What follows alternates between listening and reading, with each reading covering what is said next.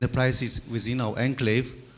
I think Ghana has the potential to be the industrial hub for the whole West Africa, because I'll be traveling around 8 countries across the West Africa, and Ghana is very peaceful. So currently, there's a lot of the companies looking for export is coming to Ghana because of the peace, and because of some maybe tariff between US and China and some other countries. And some companies from Vietnam, Indonesia, China, they are all running to Ghana now. So we get 6 companies last month. One is in solar panel, one is solar battery, another 2 companies is furniture, and also some other stuff. So the exportation is really, the company is large scale and looking for export, they are really coming. And it's a very good opportunity for now, for us to catch them to come.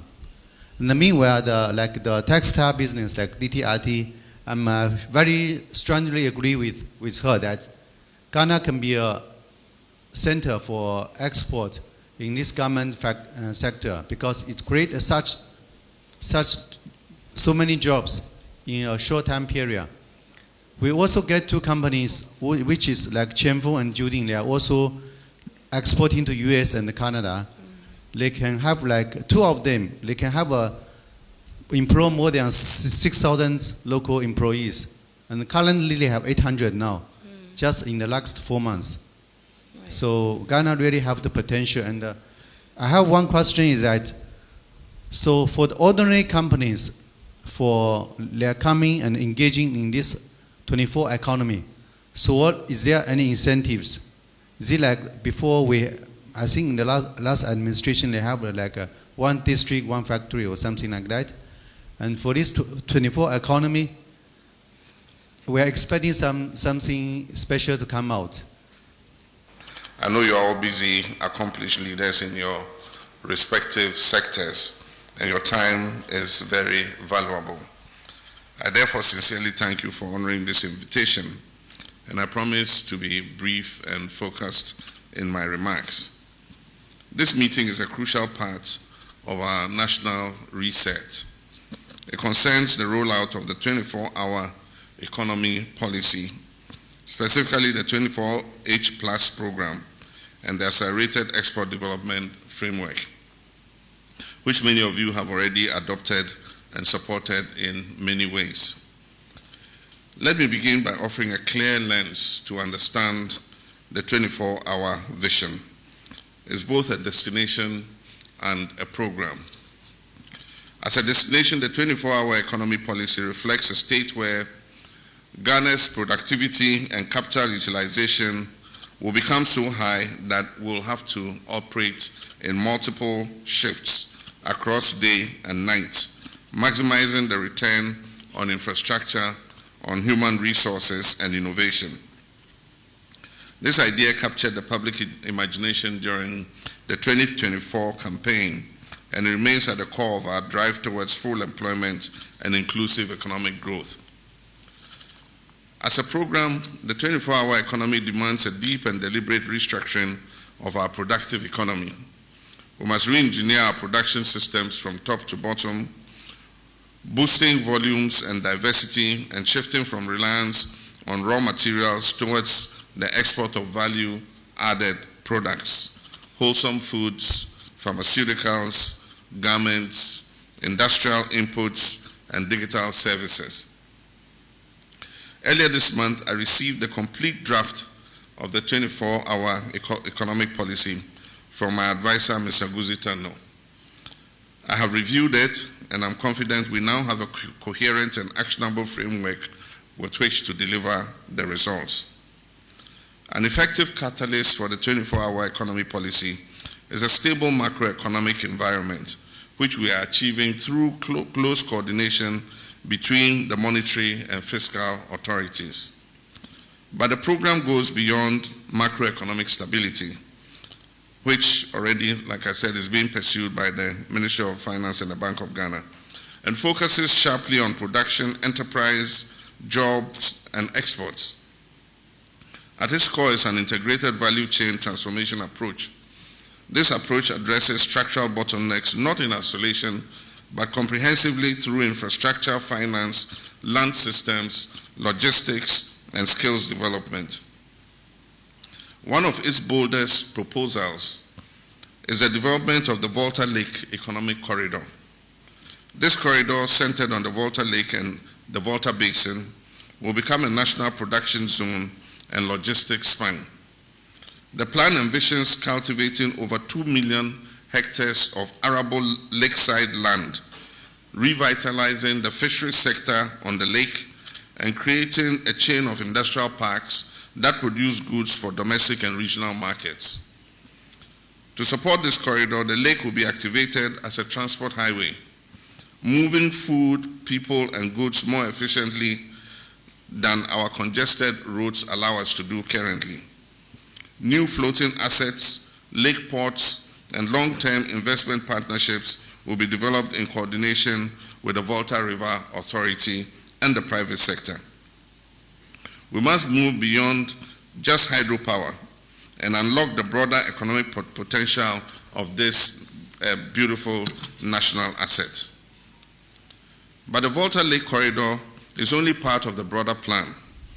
The 24-hour economy program identifies priority value chains across all regions, and these include agro-processing, pharmaceuticals, textiles, light manufacturing, tourism, digital services, and the creative economy. Each one has specific bottlenecks, and the program outlines targeted solutions.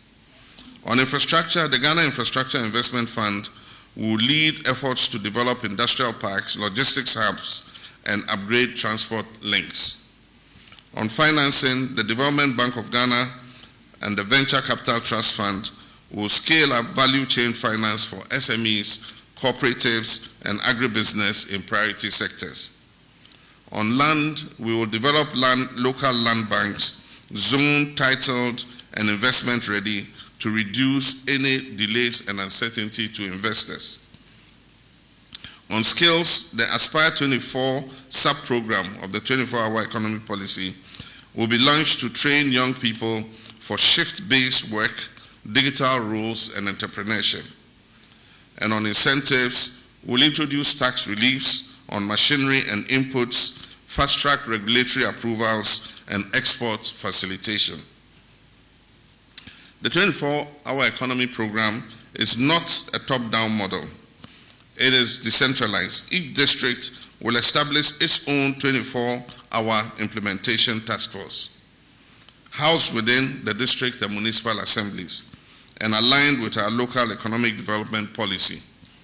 This decentralized approach will allow each region to define and lead its path of industrial transformation based on its natural comparative advantages. Ladies and gentlemen, this is no longer just a vision, it is a structured, sequenced, and inclusive plan, and its implementation is beginning. I've authorized the 24-hour Secretariat to begin detailed program design and investment packaging. The draft program document will be released publicly on Tuesday for broader consultation, and I will invite you to help us finalize it. We will officially launch the 24-hour Plus program in July this year,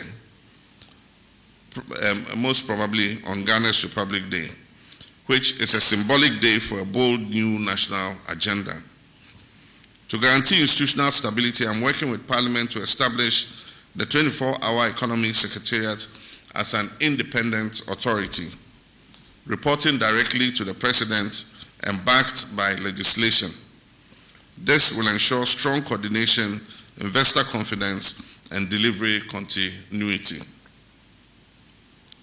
Let me end by returning to where I started, that is gratitude.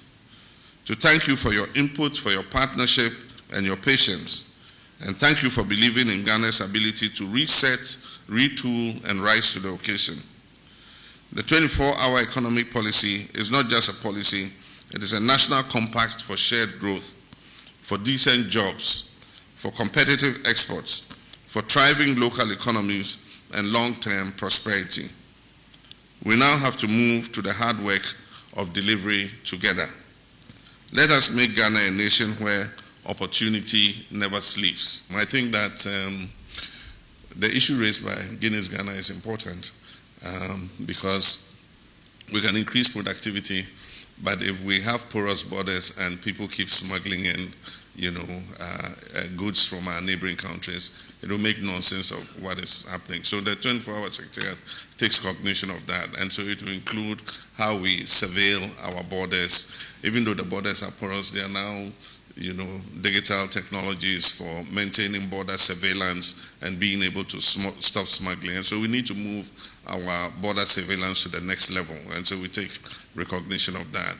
A lot of people route their goods to our neighboring ports in our neighboring country, offload into warehouses there, and then they smuggle in Kia truck by Kia truck by Kia truck by Kia truck. And so we need to tighten that, because then it makes nonsense of the productivity of our own people. And so you can be sure that it's something that we will zoom in on with regards to the 24-hour economy policy. Building material standards. I don't know this particular case of iron rods, but I know that with cement, they have different cement products for different things. Now, if you go and take a foreman who doesn't know what cement is meant for what, and he goes and builds your house with cement that is meant for foundation, casting foundation, or casting concrete, definitely you have that problem. And so being able to get the right architects, the right building supervisors who know exactly the material that you need, I think is going to be important. I think that, some of the iron rods produced locally are high quality. If you want the correct tensile strength, you can test it and make sure that it is the correct product that you need for whatever you're doing. But standards are important, and I agree with you that made in Ghana products must meet the right standards so that they are able to compete in our market with anything that is imported. The Volta Lake Economic Corridor is a vision that our first president had. He built Akosombo not only, for hydropower, but he built it to be a multi-purpose corridor to provide economic advantage for this country. We have not utilized it since then. It's a source of fisheries. The lands on the lake, adjoining the lake, are arable and good for agriculture, abundant water, and all that. And so this is a time for us to formulate it as a policy that goes beyond government, that we're going to take advantage of this natural possession that God has given us in order to boost Ghana's productivity and create prosperity for our people. Happily, we built a rail line from Tema to the shores of the lake. And so it gives us an opportunity to be able to bring any products that are produced along the economic corridor by train straight to the harbor for export, if they have to be exported, or to bring them down to the markets in Accra, to supply our people who sell our items. And so it is an idea whose time has come, and I think that we will incorporate it not only in the 24-hour economy policy, but also in any national development vision that we are coming out with. The Constitution enjoins every president 2 years into his term to present to Parliament his vision on national development. And so we have the National Development Planning Commission working on it, and I have said that it should be a long-term vision that is segregated into chewable bits, and it should be one that is consultative and bringing everybody on board so that we have a common national development vision, not one where as soon as a new government comes, it's thrown away, and then that government comes with another vision. We can tweak it for who we are, social democrats or capitalists, whatever, we can do that, but not just jettison the vision and replace it with another one. That is what creates the start-stop that Ghana has been going through over the years. And so this is a vision that I think would catapult our country, and we can work together with the Volta River Authority. But to add to that, one of the major issues which was raised earlier is the issue of land. And I can empathize with the one who spoke. I've been through it myself. I have a farm at Akuse. I bought it from somebody who had finally reached the limit of his patience, and he decided to sell it and go back to his country. It was from Netherlands or somewhere. And so I bought it, and I've been developing the farm since then. It was only after he had left I found out there was litigation on the land. And so I sent my farm manager to clear part of the land, and people came with cutlasses and guns. I mean, you can imagine if it was a foreign investor, you know. But I stood my ground, and I said, okay, there's litigation, let's wait and see. And this was, I acquired the farm, I think, in 1999 or 2000. It's a 19-acre, almost 20 acres. The litigation ended just 3 years ago. And unfortunately, the family from which the Obroni bought the land lost the case. So the new family came and said, okay, we have won, so you have to come and pay for the land again. So I ended up paying for the land again. They came and measured it. I paid a second time for a farm that I had bought. And I think it's a common experience for a lot of investors. And so the intention of the 24-hour economy policy is for government to acquire the land and compensate the landowners and make the land available to investors as and when they need it. I think that's what we are contemplating. With regards to garments, and I'll take Salma's and yours together. Garment is one of the areas that has been targeted under the 24-hour economy policy. We know the potential for jobs that it can create. And I have seen DTRT before in my first coming to be biblical. I visited your plant and I saw the potential. We even started a program of assigning Kayaye to DTRT to train them into textile and garment workers. And many of them became very proficient, and I'm sure they still form part of your workforce. So we know the potential for creating employment, and so your sector, the garment sector, will be one of the priorities that we look at. We currently are looking at the issue of the tariffs that the Trump administration is slapping on different countries.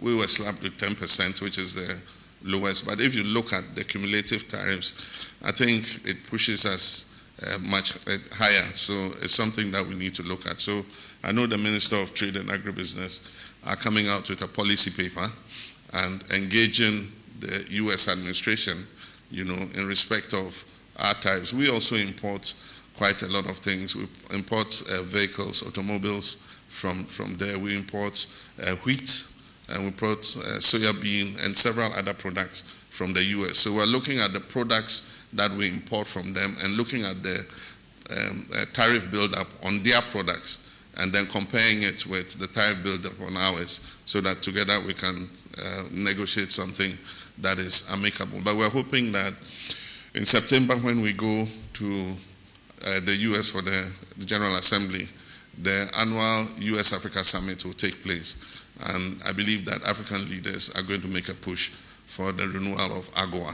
so that we can continue to export duty-free, tariff-free into the U.S. market. We are looking at import substitution under the 24-hour economy, and key, you know, products like oil palm, rice, poultry, and all of that are some of those that we're going to facilitate production of so that we can cut down the huge import bill that we currently have.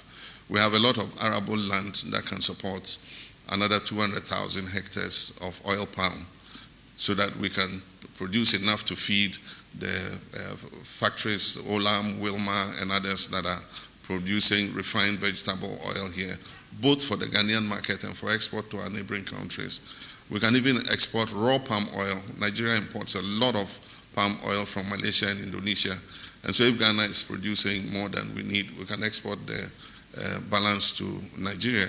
And so these are, products that we will target. Rice has become a staple in Ghana. When we were young, we used to eat rice only at Christmas and Easter. Now everybody eats rice every day.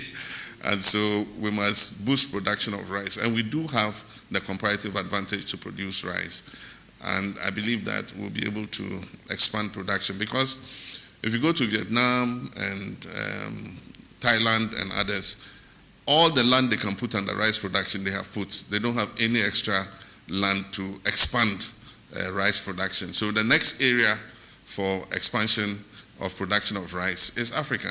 And Ghana has a comparative advantage in terms of land that is suitable for rice production. And so it's one of the areas that we'll look at. Poultry, chicken, akoko is something.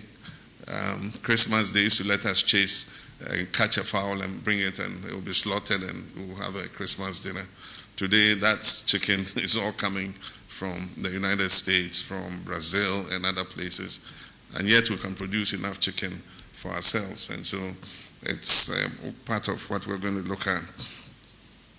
The CD recently has appreciated in value, and it is the result of close coordination between the fiscal and monetary, between the central bank and the Ministry of Finance. And it is based on the forex auction and demand and supply. What happens is the Bank of Ghana does the forex auction, finds out how much CDs are in the system that need forex for to pay various bills and others. And those who want the forex bid on the auction, and the bank strikes the average and takes the CDs and makes the dollars available. And so it's not like somebody is deliberately forcing the dollar down. It is the result of the bids that is finding what the true value of the CD is. And I believe that it will arrest where the true value is based on the issues of demand and supply. And so I don't envisage that some people say it will come to one CD, $1. No, that's extreme. We'll virtually collapse our export sector if that happened. But I think that the governor of the bank has an eye on it. And if it goes below a certain floor, I'm sure that the Bank of Ghana will make an intervention to make sure that it remains within a certain band that gives the true value of the CD against the other foreign currencies. So don't panic, and if you haven't changed your dollars already, I don't know how much further lower it will go, but the governor has an eye on it, and we'll see how things go. The 24-hour secretariat will be a coordinating. It's not going to be going out there and implementing itself. It's going to be a facilitator. It's going to create the environment for you, the private sector, to take advantage of the policy and increase your productivity. And so you were talking about financing and all that. Indeed, this year we didn't make any provision in the budget for the 24-hour secretariat because they are able to raise the financing themselves. And so they are on their own, they're paying their bills, and they're running their office, they're doing their coordination. And I'm sure that it's not going to be a huge drag on the budgets of the government. If it comes to financing and other things, they're going to leverage, like I said, the Development Bank of Ghana Venture Capital Fund. If it comes to infrastructure, the Ghana Infrastructure Investment Fund is there. It's going to be involved in drawing electricity into the Volta Lake economic corridor. We'll let the Ministry of Energy, Electricity Company, VRA, pool electricity to the zone. There is a private developer who is working on an inland port with the International Finance Corporation in order that we can move products up with the rail. It brings it to the port and loads it. The old Akosobo port, the rail didn't go there because they said the vibration of the train could disturb the dam, so they took it onto the other side, Mpakadang. There's a 7-kilometer to a place called Esikuma, which is a natural inland port. An IFC and a private developer are looking to develop an inland port there. So I envision, next to it, a whole area of land where industries can work because they'll have the advantage of the port and the rail line to bring their goods down. So we'll see how that goes. Quality of human resources. We have to upskill our young people, and that's why we set up the Million Coders program. It is ongoing. We're giving them skills in software, coding, and hardware, networking, and all that. We can train them to a certain level, but private sector also has to take them up and give them the additional training that is necessary to suit your demands. And so I believe that is something that we can do. We are talking of 1 million coders. It's already oversubscribed. We have over 140,000 applications, and we're bringing them in batches and training them and graduating them. So I'm sure that if you look among those who are graduating from our coders program, you'll find some people who are suitable to do the kind of work you want. Military training is about to start. Some of our national service people will be enrolled to go to the barracks and have some military training in order that we can have some more discipline in our attitudes and, the way we carry ourselves. And so that's something we're working on. Ease of doing business, we deteriorated over a while. Ghana used to place first in West Africa on the World Bank ease of doing business. Unfortunately, over the years, we retrogressed, and so we need to recapture that. And I believe that in the manifesto we talked about exemptions for plant and machinery that are especially targeted at the agricultural sector. It's something that we have to bring the appropriate legislation, and that is something that the Secretariat would advise us on. So that if somebody is bringing a whole plant to set up a factory to produce in Ghana, the person should be able to bring in the plant without any hassle and get the necessary exemptions for it. And you have brought in under exemption on the open market. And so if anybody is doing that, we must arrest them and apply the sanctions. If you bring iron rods in as a mining company under exemption, you're supposed to use it yourself. You cannot sell it on the market. And so if you have any evidence of that, if you let us know, we'll deal appropriately with whoever is doing that. And so we'll try and protect our own and make sure that your businesses flourish. The Secretariat will be autonomous. It will be independent. It will have all the authority that it needs to be able to push things through so that it's not bogged down in bureaucracy, and it will report directly to the President. I think I have about 3 or 4 more. We will maintain macroeconomic stability, I can assure you of that. And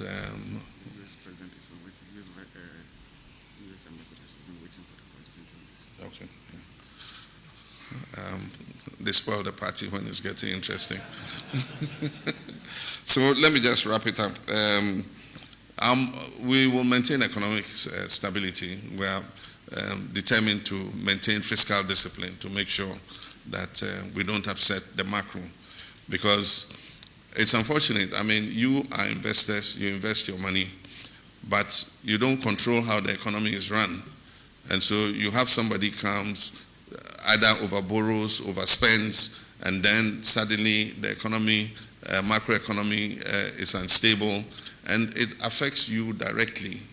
And so we need to put in place the things that will make sure that whoever manages the economy is fiscally responsible, so that we don't create the situations where you are not able to predict what is going to happen in the economy.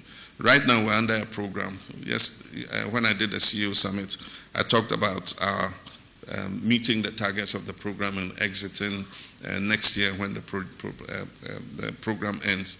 This morning I was reading social media posts, and somebody says, no, we should never come out of the IMF program because it makes governments disciplined, so we should just continue the program forever. And I said, no, even when we exit the program, we will still be under Article 4.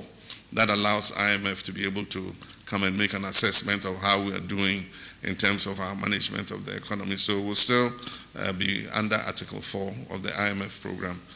We are doing a correction this year. Last year there was a slippage. Instead of a surplus on the primary balance, we went negative 3.9.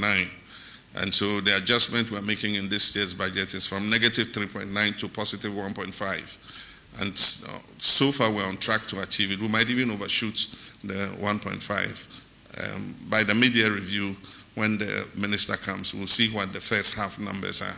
And based on that, if we have to make any adjustments to create more fiscal space, to invest in infrastructure, to make things better for you, it's something we'll look at. Captains of industry, development partners, distinguished guests, friends from the media, ladies and gentlemen, good morning.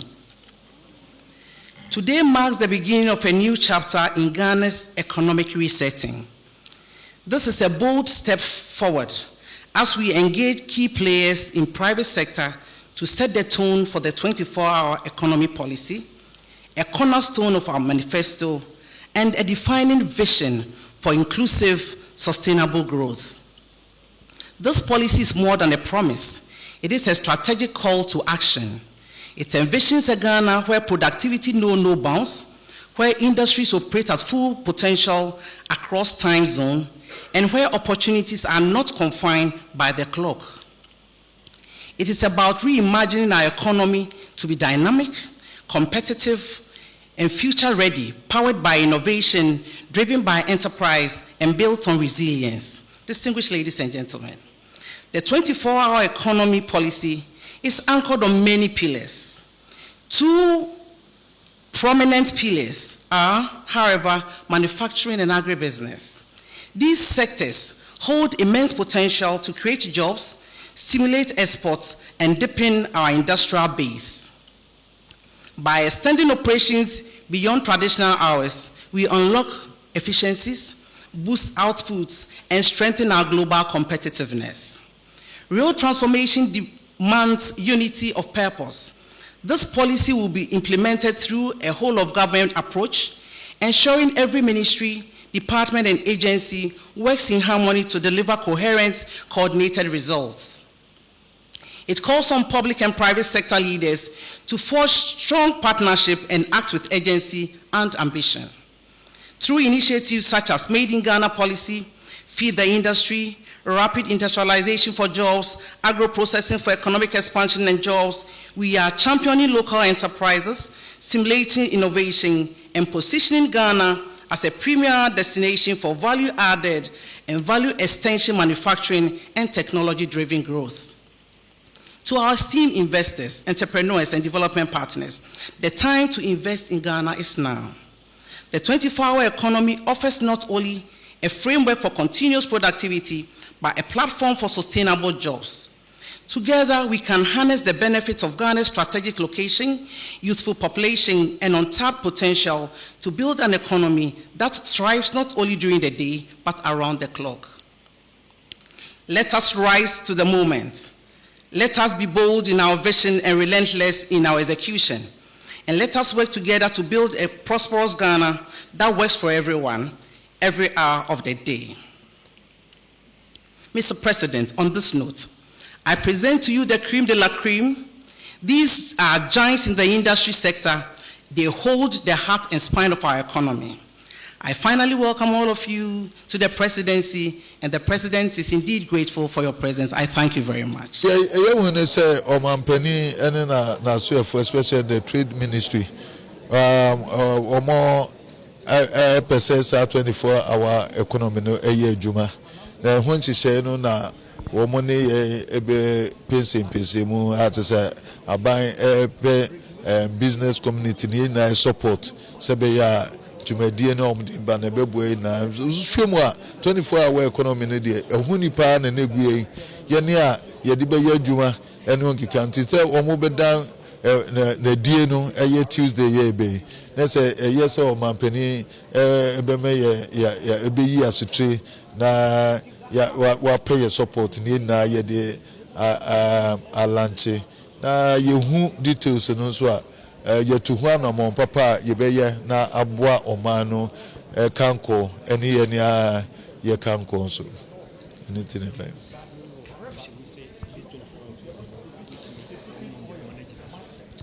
oh 24-hour economy ni there on say ni na ni abanche say a obeje say say na say we share say the economy is equal na the enabling environment near riper at the afraid be productivity see you bit me a produce na you no buy no door so near to no na say no buy your competitive we be employ nipa bebre so we demand the year kesia na we enuma na say we be run the shift be out to even into the night and all that. That's all the 24-hour is hands-on productivity. See, you're not buying that, you're no be say na just say and nam pudu na ye nintino ama ejuma adoso ye ejuma ama say the whole part say ejuma no be koso ato am ye na ye nti ehun hye no na omo bedan die na emo de banso a advantage be a wumbia no yes we be take his advantage no opportunities are incentives are more create the amaye and ye hwe animu say eba na say beboa ye na ye dimrika na asum na ye de apia oman kanko na niama do so po asi nya na ye self sufficient de bia ya na ye kra niama dodo and say 24-hour economy ba na yetimi ye ni ansa no adwuma ye adwuma ye nkuayo ye manufacturing say ye dwedie kura na edi ni ho keka na bibia etumpon a obia ensa bekona no ye be employ nipa dodo na oman no enya ne ntoma papa bi afra.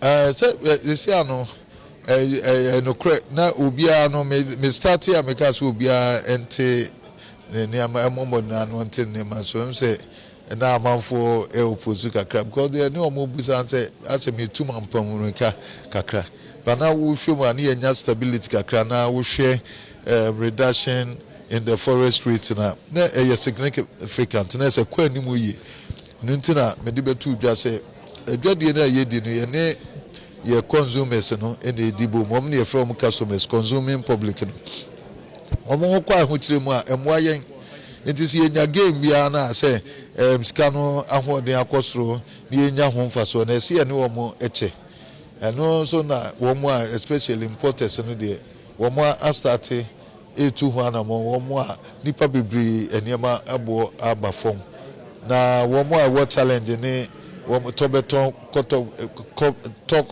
kotobeton for no ono de money dollar no eni edwadie bia enti na de aye no just otimi ton ne niema dada na o to ye no no beto fofra eno na wo mo so ne doso o ye be 80% de bia no mu hu results no eni ye no say wo ntimi nko wholesaler no ho enkoto ade because ono no ton ma retailers no and anything ama as a enter nti me also me minister share and make say hwe be ebedu abosom bi no de na niema assettle kama no bia say ye tokoso ye nya gains no say de nya ndia na say ye nya ho sunsan so pa